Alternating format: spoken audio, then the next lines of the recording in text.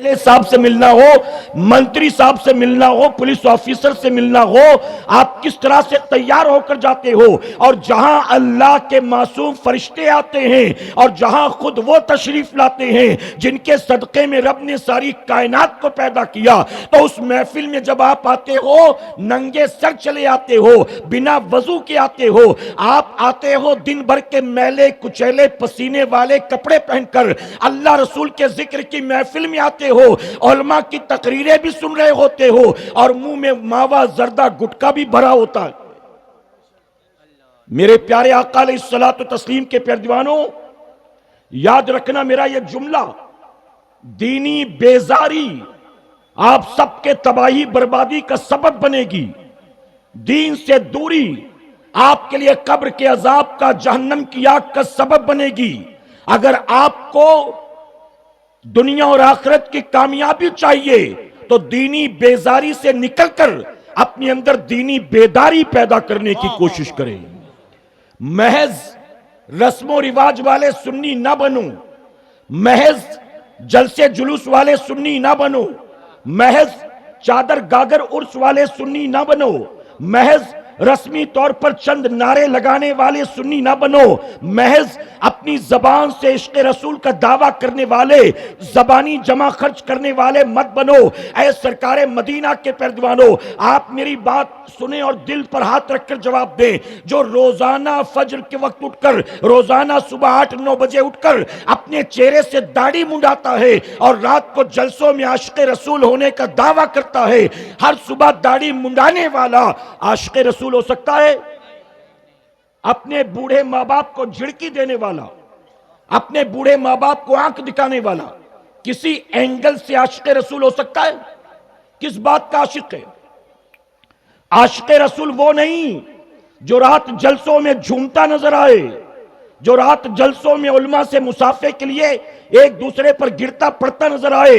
आशिक़ रसूल वो नहीं जो शायर इस्लाम की नातों को सुनकर बस उस पर दोनों हाथों से माल लुटाता नजर आए। आशिक़ रसूल हकीकत में वो होता है, अगर उसकी जेब में शायर को देने के लिए माल नहीं भी है, अगर उसके जिस्म के अंदर नारे लगाने के लिए ताकत नहीं भी है, तो भी आशिक़ रसूल वो होता है जिसकी जिंदगी गुजरती है तो तबीयत के मुताबिक नहीं गुजरती, बल्कि अल्लाह रसूल की शरीयत के मुताबिक गुजरती है। नफ्स के पीछे पीछे चलना यजीद का काम है और अपनी जात को शरीयत पर लुटा देना यह इमाम हुसैन का काम है। मेरे प्यारे आका के पैरदीवानों, आप मुझे बताएं, आप यहां इस महफिल में क्या सिर्फ कानों के चस्के के लिए आते हैं, कानों की लज्जत के लिए आते हैं? और मैं एक बात और अर्ज करना चाहूंगा बहुत माजरत के साथ, यहां बड़े बड़े उलमा मौजूद हैं। मेरे प्यारे आका के पैरदीवानों, मेरा हिसाब किताब क्या है जानते हो? मैं जो तकरीर करता हूं तो तकरीर कैसे करता हूं आप जानते हो? अगर मुझे कहीं बुलाया जाता है किसी प्रोग्राम में, मुल्क के किसी कोने में, तो मैं कैलकुलेशन करता हूं कि मेरी टिकट कितने की आई होगी, मुझे वहां तक ले जाने में, पहुंचाने में कितना पैसा खर्च हुआ होगा, मेरे खाने पीने में कितना पैसा खर्च हुआ होगा। और जब मैं कैलकुलेशन करता हूं कि सिर्फ जलसे में 1 घंटे सवा घंटे की तकरीर के लिए कौम के 30,000 रुपए 40,000 रुपए मुझ पर लगा दिए गए, तो अब मैं इसे कौम की तरफ से अपने ऊपर बोझ समझता हूं और मैं ये समझता हूं कि इस 30, 35, 40 रुपए का, 40,000 रुपए का अब मुझे हक अदा करना है। अगर मैंने कौम के ये पैसे बर्बाद किए और मैं सफर करके आ गया, फ्लाइट से आया, मजे से सोया, खाया पिया और कुछ गुफ्तगू की, लोगों ने नारे लगाए और मैं फिर उठकर चला गया, अगर मैंने 1 सवा घंटे की तकरीर में कौम को कुछ भी नहीं दिया तो कौम का जो पैसा मेरी जात पर खर्च हुआ है, कयामत में अल्लाह की बारगाह में मुझे उसका हिसाब देना होगा। मैं कौम के पैसे बर्बाद करने वालों में से नहीं हूं।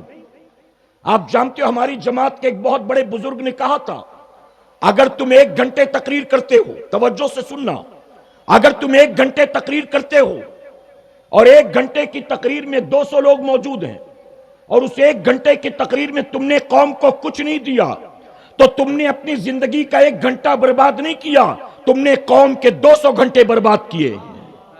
तुमने कौम के 200। जब मैं इन सारी चीजों को जहन में रखता हूं तो इतना बड़ा बर्डन, इतना बड़ा बोझ होता है कि कौम ने मुझ पर भरोसा करके अपनी हलाल कमाई का, मेहनत का माल जो मुझ पर खर्च किया है, अगर मैंने उस कौम के पैसे का हक अदा न किया तो कयामत में अपने रब को क्या जवाब दूंगा। मेरे प्यारे आका के प्यारे दीवानों, अगर कोई पानी जाय करे तो कयामत में उसे उसका भी हिसाब देना होगा। कौम के पैसे कोई बर्बाद करे तो क्या अल्लाह की बारगाह में उसका जवाब नहीं देना। आप मुझे बताएं, रोटी खाने में ज्यादा मजा आता है कि चटनी खाने में ज्यादा मजा आता है? सिंपल सा सवाल है, जवाब दें। चटनी में जायका ज्यादा होता है कि रोटी में? जी, चटनी में ना। रोटी में तो कोई टेस्ट होता ही नहीं है। टेस्ट किस में होता है? चटनी में। लेकिन सेहत के लिए रोटी अच्छी है कि चटनी अच्छी है? जी, अगर आप रोटियां खाएंगे तो सेहत को कोई नुकसान है, लेकिन रोटी छोड़कर सिर्फ चटनी खाना शुरू कर दें तो आपका क्या होगा? पहले तो आप चटनी को खाओगे, बाद में कुछ महीनों के बाद चटनी आपको खाना शुरू कर देगी। बताइए, है कि नहीं? मजा चटनी में है, रोटी में नहीं है। लेकिन सेहत के लिए चटनी अच्छी नहीं, रोटी अच्छी है। आप जब जलसों में आया करें तो चटनी वाला मजा लेने के लिए ना आया करें कि सिर्फ कानों के चस्के के लिए आ गया, कानों की लज्जत के लिए आ गया। मैं उलमा की मौजूदगी में यह बात अर्ज करता हूं, मैं तकरीर को मिठाई नहीं समझता, मैं तकरीर को दवाई समझता हूं। मिठाई आदमी अपने मजे के लिए खाता है, मिठाई आदमी अपनी जबान के लिए खाता है, मिठाई अब आदमी अपनी मर्जी से खाता है, मिठाई आदमी अपने शौक के मुताबिक खाता है। लेकिन जानते हो, दवाई आदमी मजे के लिए नहीं खाता, दवाई आदमी शिफा के लिए खाता है। और जब डॉक्टर के पास जाओ तो डॉक्टर दवा लिखने से पहले यह नहीं पूछता नमकीन पसंद है कि तीखा खाना पसंद है कि सॉल्टेड पसंद है। डॉक्टर आपके मर्ज को देखता है, आपके टेस्ट को नहीं देखता। आपकी बीमारी के एतबार से दवा देता है। मैं भी कौम को बीमारी के एतबार से दवा देता हूं। मैं मिठाई लेकर नहीं आया, मैं दवाई लेकर आया हूं। और मेरे सामने जो मजमा मौजूद होता है, उस मजमे को मैं अपना फैन नहीं समझता, अपना चाहने वाला नहीं समझता, बल्कि जो मजमा सामने होता है मैं उसे मरीज समझता हूं। आप कहेंगे हमें किस बात का मर्ज है? हम तो बिल्कुल फिट हैं, हम तो बिल्कुल एकदम एक्टिव हैं, हमें कौन सी बीमारी हुई है? ऐ सुन्नियों, तुम्हें ऐसी ऐसी बीमारी हो गई है जिसका तुम्हें भी पता नहीं है। जैसे कोरोना काल में अगर किसी को कोरोना हो जाए तो उसे खुद भी नहीं पता चलता था, वो कहता बस खांसी आ रही है, कोरोना हुआ कि नहीं हुआ उसको नहीं पता। 3 दिन से बुखार आ रहा है, कोरोना हुआ कि नहीं हुआ उसको नहीं पता। जैसे कोरोना किसी को हो जाए उसे पता नहीं चलता कि उसे कोरोना हो गया, इसी तरह हमारी कौम को ऐसी ऐसी बीमारियां हो गई हैं कि कौम को पता ही नहीं है कि मुझे कोई बीमारी भी हो गई है। आप बताइए, रोजाना हर 24 घंटे में जानबूझकर एक एक करके 5 नमाजें कज़ा करना, क्या यह बीमारी नहीं है? यह बीमारी नहीं है। झूठ बोलना यह बीमारी नहीं है।